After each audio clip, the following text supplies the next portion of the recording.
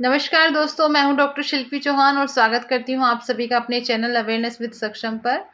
और आज हम चर्चा करेंगे potato benefits and side effects. और आज हमारे साथ में एक्सपर्ट हमारे मेहमान हैं doctor Praful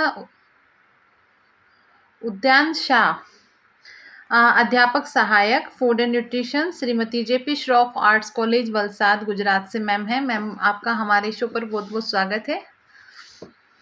thank you Shilpi ji. जी, सो मैम, आज हम चर्चा करने वाले हैं आलू पे। और आलू सबका फेवरेट होता है और सबका सपोर्टर भी होता है। ग्रीन वेजिटेबल्स में स्पेशली मोस्टली ज़्यादातर यूज़ किया जाता है। आलू को लेके बहुत सारी मैम मिथ्स हैं, कुछ फैक्ट्स भी हैं। कोशिश कीजिएगा डाउट्स क्लियर किए जाएं ऑडियंस के। मैम, सबसे पहला तो एक सबसे बड़ा मिथ यही है कि आलू खाने से मोटापा बढ़ता है। शिल्पी जी, बिल्कुल नहीं। आलू अगर हम मॉडरेट अमाउंट में कंज्यूम करते हैं तो बिल्कुल मोटापा नहीं बढ़ता है, बल्कि ये हमारे ब्लड ग्लूकोज लेवल को भी नियंत्रित करता है और कोलेस्ट्रॉल लेवल को भी नियंत्रित कर सकता है अगर हम उसको मॉडरेट अमाउंट में कंज्यूम करते हैं। अगर हम उसको मतलब ज्यादा अमाउंट में खाते हैं या फिर फ्राइड फॉर्म में खाते हैं, जैसे हमने आलू की टिक्की बनाई तो डीप फ्राई करके खाया, चिप्स खाए डीप फ्राई करके, जी। या फिर फ्रेंच फ्राइज, तो ये वाला कंजप्शन हम अगर ज्यादा करते हैं तो डेफिनेटली मोटापा बढ़ सकता है। लेकिन मॉडरेट अमाउंट में कंज्यूम करते हैं तो बिल्कुल मोटापा नहीं बढ़ेगा, बल्कि हमें ये न्यूट्रिएंट प्रोवाइड करेगा। जी। मैम, एक मिथ और ये भी है कि आलू में सिर्फ कार्ब ही ज़्यादा होता है और कोई पोषक तत्व इसमें नहीं होते हैं। नहीं, कार्बोहाइड्रेट्स आलू में ज्यादा अमाउंट में पाया जाता है, लेकिन बाकी और भी जो वाइटल न्यूट्रिएंट्स है, जैसे कि एंटीऑक्सीडेंट विटामिन है, विटामिन सी है, B6 विटामिन है, बी कॉम्प्लेक्स विटामिन है, जैसे थायामिन है, रिबोफ्लेविन है, नायसिन है, जी। और वाइटल जो मिनरल्स है हमारे लिए, जैसे कि कैल्शियम है, पोटेशियम है, तो ये और फाइबर भी है प्रचुर मात्रा में, तो ये हमें मतलब काफी सारे जो न्यूट्रिएंट्स है, वाइटल न्यूट्रिएंट्स, ये हमें प्रदान करता है। तो ये हम नहीं कह सकते कि सिर्फ कार्बोदीन का रिच सोर्स है, बल्कि और भी न्यूट्रिएंट्स है जो इसमें भरपूर मात्रा में होते हैं। जी मैम, नेक्स्ट मिथ है कि डायबिटीज़ में आलू नहीं खाना चाहिए। और बहुत सारे लोग हैं कि आलू छोड़ ही देते हैं खाना या स्वीट पोटैटो के ऑप्शन ढूंढते रहते हैं। जी। मैं ये कहूंगी शिल्पी जी कि जो डायबिटिक पेशेंट है, अगर वो भी मॉडरेट अमाउंट में आलू कंज्यूम करते हैं या फिर अपनी डाइट में शामिल करते हैं, जी। तो उससे उनको कोई ऐसा नुकसान नहीं होता, बल्कि इसके जो स्टार्च है वो इंसुलिन रेजिस्टेंस स्टार्च होते हैं, तो वो उनको मतलब अपने ब्लड ग्लूकोज लेवल को कंट्रोल करने में भी हेल्पफुल होता है। तो अगर जैसे मोटापे में हम मॉडरेट अमाउंट में कंज्यूम कर सकते हैं, उसी तरह डायबिटिक पेशेंट भी बिल्कुल मॉडरेट अमाउंट या फिर स्मॉल क्वांटिटी में अगर कंज्यूम करे तो उससे कोई दिक्कत नहीं आती या फिर कोई इल हेल्थ का इश्यू नहीं होता। जी मैम, नेक्स्ट मिथ है कि आलू खाने से जो है स्किन खराब हो जाती है, ड्राई ज़्यादा होने लगती है।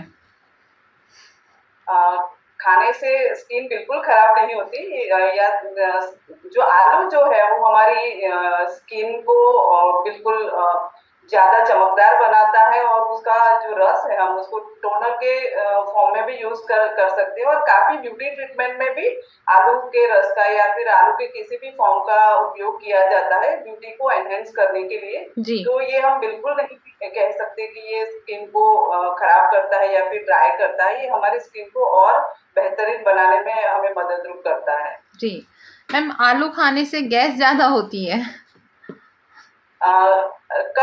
जब हम आलू को प्रॉपरली कुक नहीं करते, तो अगर ऐसे किस्से में या फिर हमें ज्यादा गैस होने की संभावना है, या फिर स्प्राउटेड आलू होते हैं वो गैस्ट्रिक ट्रबल करते हैं, और एक ग्रीन आलू भी होते हैं, तो अगर वो हम खाए तो भी वो गैस्ट्रिक ट्रबल करते हैं, क्योंकि उसमें कुछ टॉक्सिक होते हैं, जो टॉक्सिक कंपोनेंट है, जैसे कि सोलोमन है, तो वो गैस्ट्रिक ट्रबल करते हैं, और कभी कभी ऐसे आलू फूड फूड पॉइजनिंग भी पैदा करते हैं हमारी बॉडी में। जी। तो कच्चे आलू नहीं खाने चाहिए, या इम्प्रॉपर कुक किए हुए आलू हमें बिल्कुल अवॉइड करनी चाहिए। आलू को प्रॉपरली कुक करके फिर हम कंज्यूम करते हैं, तो डेफिनेटली हमें उससे कुछ ज्यादा ही न्यूट्रिएंट मिलते हैं। और कोई गैस्ट्रिक ट्रबल उस केस में नहीं होगी ज़्यादातर। जी। मैम बच्चों के लिए आलू कितना बेनिफिशियल या कितना हार्मफुल है? बच्चों के लिए आलू जैसे हम वीनिंग या सप्लीमेंट्री फूड स्टार्ट करते हैं जी। बच्चों को, तो उस वक़्त कहा जाता है कि अगर हम आलू को प्रॉपर्ली बॉयल करके उसको मैश करके फिर बच्चों को देते हैं, तो उससे क्या फ़ायदा होता है कि जो कार्बोहाइड्रेट्स है आलू में, तो वो इंस्टेंट एनर्जी प्रोवाइड करता है, तो वो एनर्जी यील्डिंग फूड के ग्रुप में भी सहायक होता है, या फिर बच्चों को एनर्जी देता है और बाकी के जो न्यूट्रिएंट्स है वो भी प्रदान करता है। तो बच्चों के लिए भी आलू एक अच्छा आहार हम कह सकते हैं। तो मॉर्निंग के वक्त पे या फिर 11 बजे के टाइम पे हम बच्चों को जरूर मैश किए हुए आलू या फिर आलू की कोई प्रोडक्ट जो इजीली डाइजेस्टेबल हो, क्योंकि ये जी। इजीली डाइजेस्टेबल भी होता है, तो ये डाइजेशन में भी प्रॉपरली सहाय करता है, तो बच्चों को भी हम मॉडरेट अमाउंट में दे सकते हैं। जी। मैम एक मिथ ये है कि आलू में ग्लूटेन होता है। बिल्कुल नहीं, आलू जो है वो ग्लूटेन 100% ग्लूटेन फ्री है। और जो जिन पेशेंट को ग्लूटेन की सेंसिटिविटी है, तो उनको बिल्कुल हम रिकमेंड कर सकते हैं आलू अपनी डाइट में ऐड करने के लिए। तो ये उनके लिए बेहतरीन होगा जी। अगर वो अपनी डाइट में, जिनको ग्लूटेन सेंसिटिविटी है, वो आलू ऐड करते हैं, तो ये बिल्कुल एक अच्छे सोर्स में एनर्जी दे पाएगा पेशेंट को। तो जी। हम बोल सकते हैं कि भाई आपके लिए आलू एडवाइजेबल है। जी। मैम आलू छील कर खाना चाहिए या छिलके के साथ में? कैसे बेनिफिट देता है? हाँ, जैसे मतलब ये एक तो पसंद-नापसंद की भी बात है। जी। जैसे कई लोगों को छिलके वाले आलू पसंद होती है, लेकिन मेरा कहना ये है कि जो इनके छिलके हैं या फिर पील है, उसमें न्यूट्रिएंट्स होते हैं। जी। तो बहुत ज़्यादा अमाउंट में हम कंज़्यूम करेंगे तो वो कोई ना कोई प्रॉब्लम करेगा या फिर गैस्ट्रिक ट्रबल करेगा।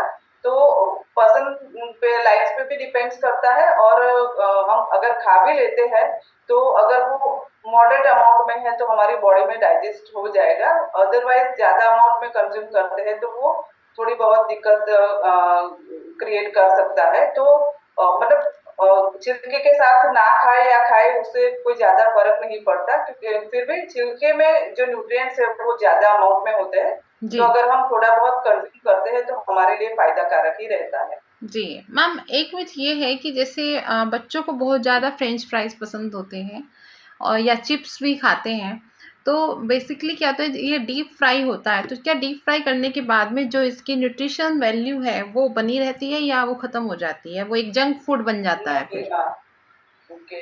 जब हम डीप फ्राई करते हैं किसी भी प्रोडक्ट को या स्पेसिफिकली आलू को, जी। तो अगर जिस भी फैट में हम डीप फ्राई कर रहे हैं, तो बार-बार अगर वो फ्राइड फैट हम यूज़ कर रहे हैं, तो ट्रांस फैट ज़्यादा प्रोड्यूस होगा। और फिर डीप फ्राइड है तो ज़्यादा कैलोरी देगा। और जैसे कि विटामिन सी है, मतलब वाटर सॉल्युबल विटामिन्स है, वो डीप फ्राइंग से बिल्कुल डिस्ट्रॉय हो जाते हैं। तो फ्रेंच फ्राइज या चिप्स और वो डीप फ्राइड किसी कोई भी आलू की प्रोडक्ट है, तो वो बच्चों को नुकसान करेगी। जी। मे बी कि ओबेसिटी में ज़्यादा कंजप्शन है, तो वो ओबेसिटी में भी कन्वर्ट हो सकती है। तो अगर मॉडरेट अमाउंट में हम कभी-कभी बच्चों को फ्रेंच फ्राइज या चिप्स देते हैं, तो ठीक है। मतलब मोनोटोनस डाइट के फॉर्म में बिल्कुल हमें इसे नहीं अपनाना चाहिए बच्चों के लिए। जी। मैम जैसे आलू का सीज़न ऑफ होता है, कोल्ड स्टोर वाले आलू आने लगते हैं मार्केट में। पब्लिक बहुत धड़ल्ले से खाती है उसको। थोड़ा ये बताइए मैम, वो वाले आलू खाना कितना हार्मफुल है या इतना इम्पैक्टफुल नहीं है?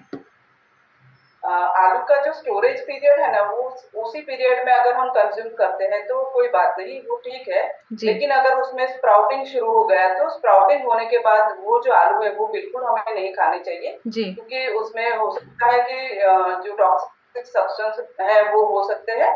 तो वो पॉइजनिंग इफेक्ट हमारी बॉडी में क्रिएट कर सकते हैं। तो आइडियल जो स्टोरेज पीरियड के आलू है, वही हम अगर कंज्यूम करें, तो बेहतर रहेगा। जी। वो स्प्राउटेड आलू बिल्कुल हमें नहीं खाने चाहिए, तो उसको निकाल ही देना चाहिए किचन में से, तो हम पॉइजनिंग से बच सकते हैं। जी। मैम बिल्कुल स्टार्टिंग में आपने बताया था कि बॉइल्ड आलू खाना ज़्यादा सही रहता है। मैम बेसिकली जो ग्रीन वेजिटेबल्स होती हैं, हम भारतीय जो होते हैं ज़्यादातर ग्रीन वेजिटेबल्स के साथ में डायरेक्ट आलू को डाल देते हैं।